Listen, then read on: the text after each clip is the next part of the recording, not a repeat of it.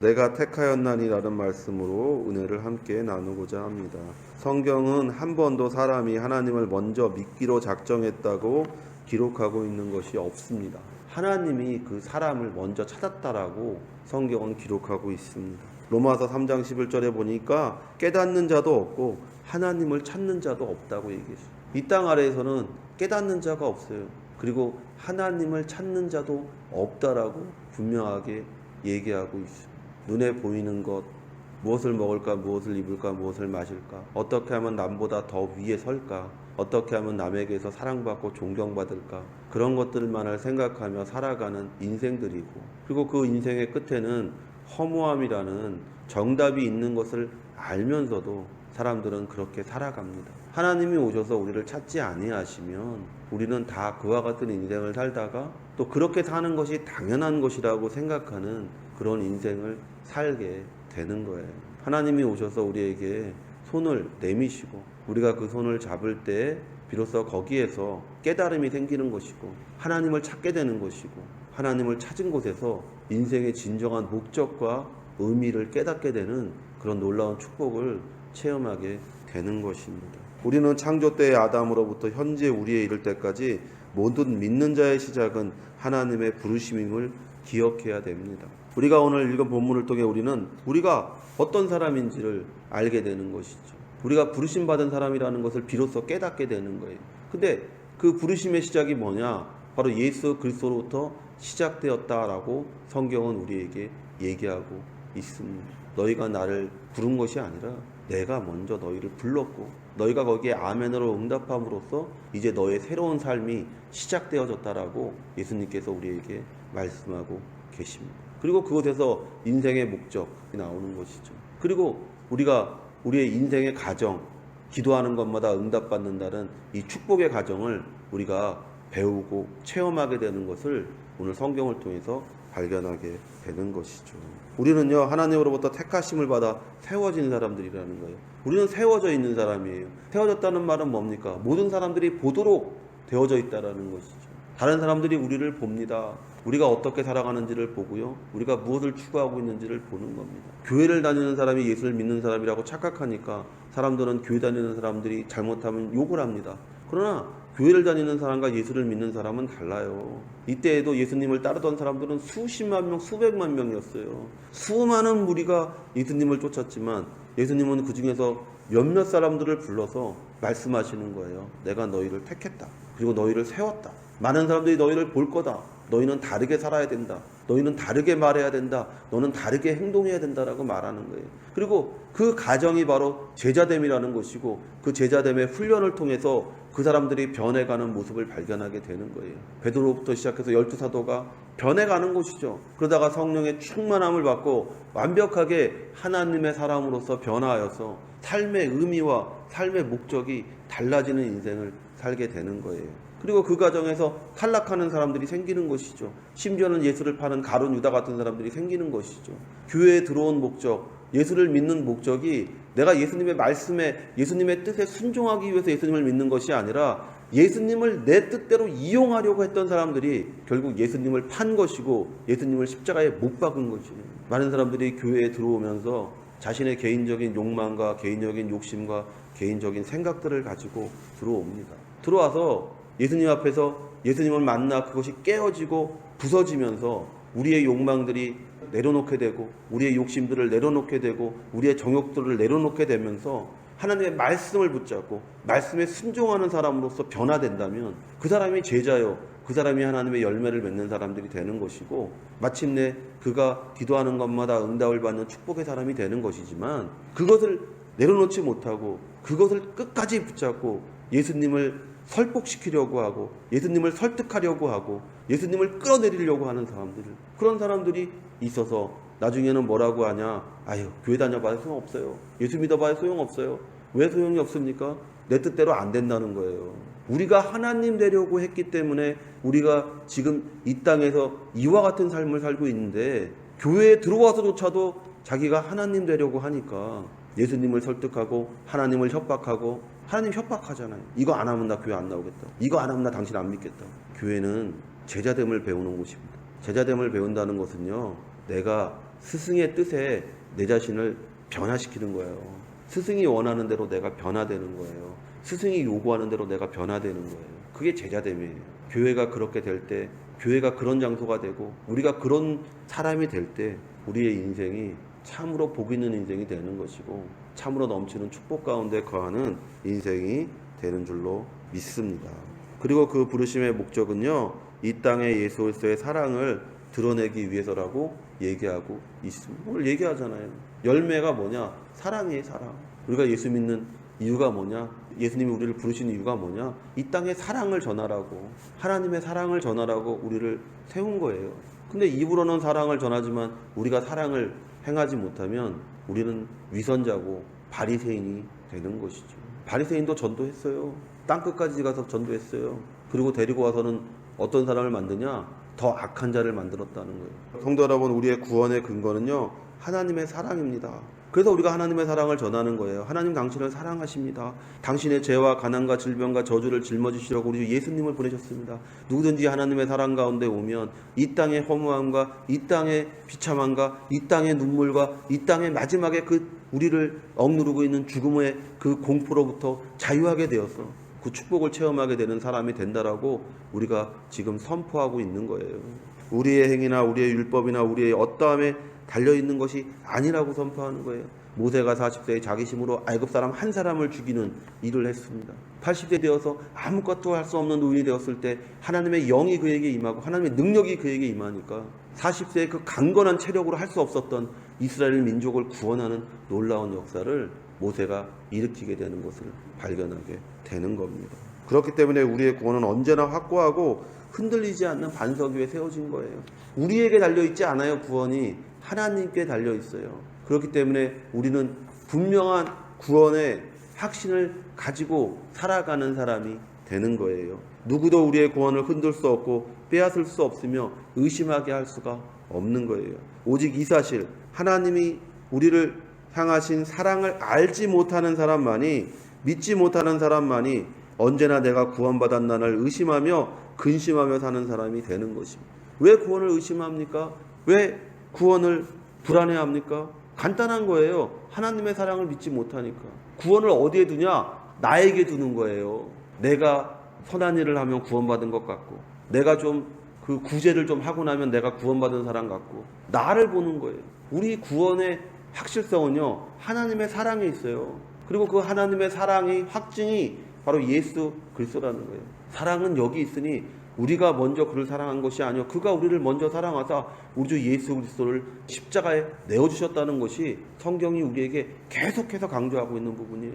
구원은 너에게 달려있는 것이 아니라 하나님의 사랑에 달려있는 것이고, 네가 그 사랑을 붙잡으면 절대로 구원 가운데 흔들리지 않는 확신을 가지게 된다라고 얘기하고 있는 거예요. 하나님의 사랑을 알고 그 사랑이 예수 그리스도의 십자가의 죽음이라는 것을 아는 사람은 절대로 결단코 구원에서 멀어지는 자신을 생각할 수가 없어요. 나의 어떠함에 구원에 달려있는 것이 아니라 부르신 그 하나님으로 말미암아 구원이 내게 주어진 것이기 때문입니다. 로마서 8장 30절에 하나님은 예정하신 사람들을 부르시고 부르신 그들을 의롭다고 인정하시고 의롭다고 인정하신 그들을 또한 영화롭게 하셨습니다. 다 과거로 돼 있어요. 이미 그것이 이루어져 있다라는 거예요.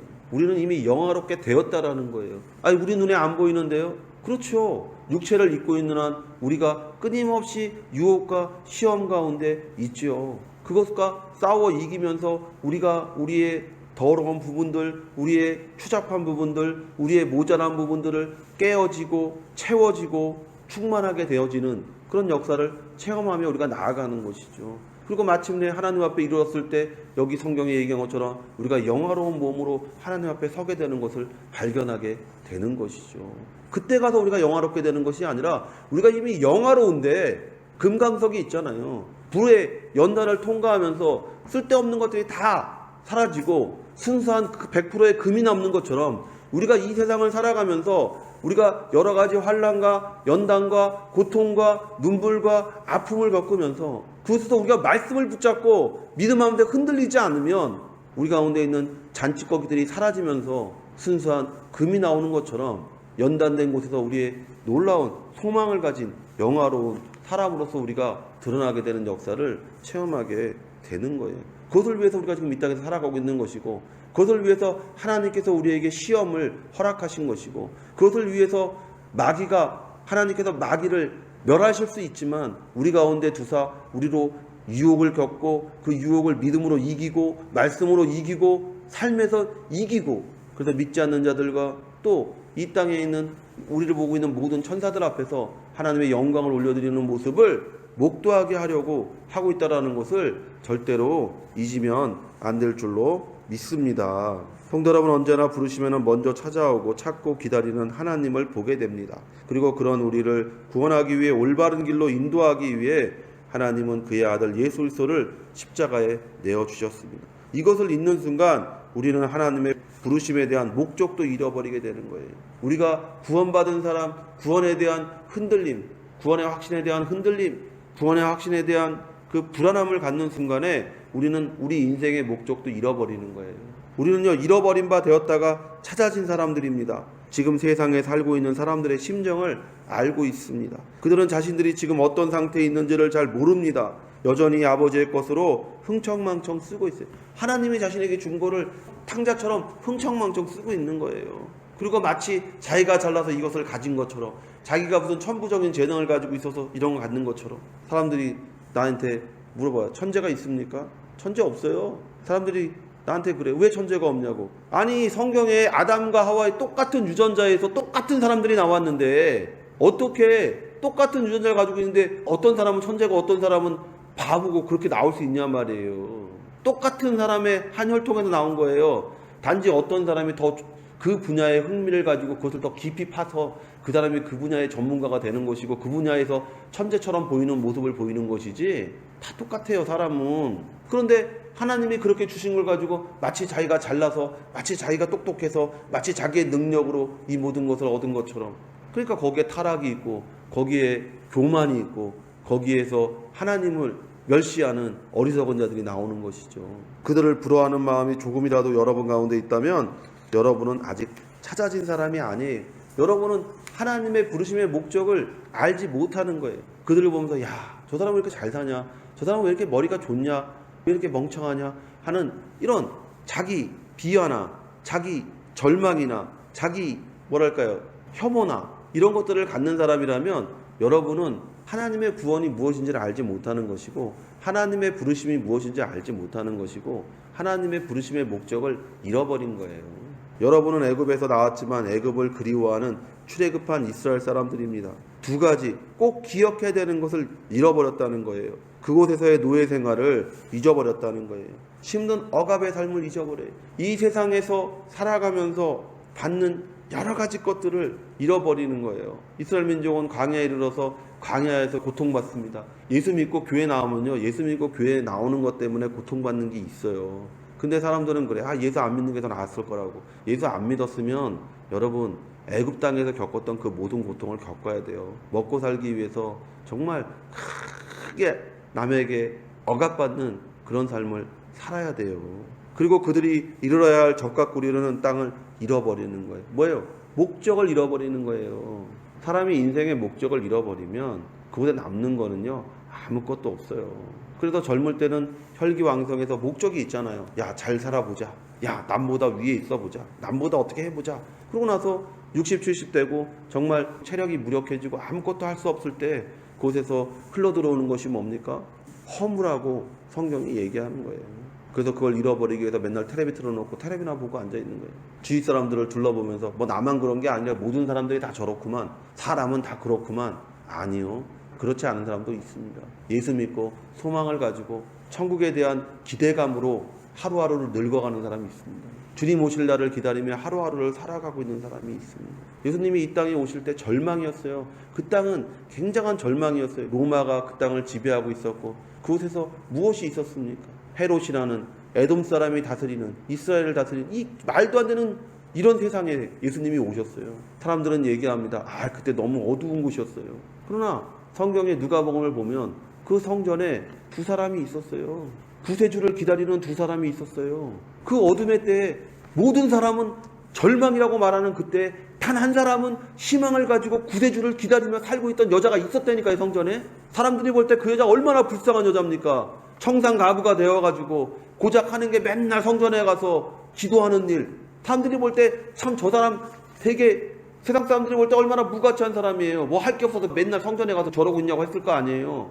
근데 그 여자만이 소망을 가지고 구세주를 기다리고 있었다니까요, 그곳에서. 그리고 예수님을 8일 만에 할례를 받고 성전에 왔을 때 그 예수님을 보면서 야, 이제 내가 구세주를 받으니까 하나님 나를 데려가 주십시오라고 기도하면서 그날 눈을 감고 천국에 이른 사람이 있다니까요. 우리의 인생은요, 세상 사람들이 볼 때는 허무하고요, 무가치하고 무의미한 인생이에요. 그러나 성경은 그렇게 말하지 않는다는 거예요. 도리어 그 한 사람만이 유일하게 구세주를 기다리고 있었어요. 끝까지 소망을 잃지 않고 성전에서 하나님을 기다리면서 예수 그리스도를 기다리며 그곳에서 기도하고 있었어요. 그리고 그 여자는 예수님을 만났고 그리고 예정된 대로 하나님의 나라에 들어가는 역사를 체험한 거예요. 성도 여러분, 우리를 부르신 뜻이 오늘 본문에 자세히 나와 있습니다. 열매를 맺기 위해서 우리가 부르심 받았다는 거예요. 그 열매가 뭡니까? 사랑입니다. 이 가실, 사랑이 항상 우리에게 있게 하려고 예수님은 우리에게 그 사랑을 보여주셨습니다. 그리고 우리에게도 그와 같이 하라고 요구하고 계십니다. 요한복음 13장 34절에 새 계명을 너희에게 주노니 서로 사랑하라. 내가 너희를 사랑한 것 같이 너희도 서로 사랑하라. 우리가 서로의 고통을 알고 서로의 고난을 이해하기 때문에 서로가 서로를 위로하며 나아가야 되는 거예요. 그것이 전도고 그것이 복음의 길입니다. 그러므로 전도자는 먼저 이 길을 걸어야 되는 거예요. 이거예요. 우리 부르심의 목적은 사랑이에요. 근데 이 사랑이 뭐냐? 바로 예수 그리스도의 사랑이에요. 이 땅에 예수 그리스도의 그 사랑을 전하는 것, 그것이 바로 우리의 부르심의 목적입니다. 그리고 그 가실이, 그 열매의 결과가 뭡니까? 예수의 이름으로 구하는 무엇이든지 다 받게 되는 축복이에요. 기도의 응답은 우리가 예수 그리스도의 계명 안에 있을 때 확실하고 정확하게 우리에게 주어지는 겁니다. 이 열매, 이 사랑의 열매가 우리 가운데 맺혀질 때 우리의 입에서 나오는 기도가 응답으로 나타나게 되는 거예요.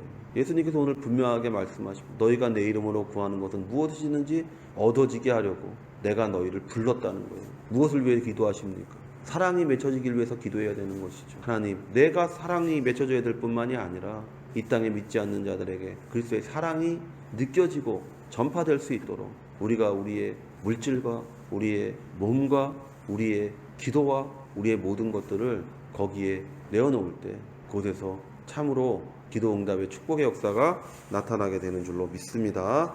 이와 같은 축복이 넘치는 성도 되시기를 예수의 이름으로 축원을 드립니다.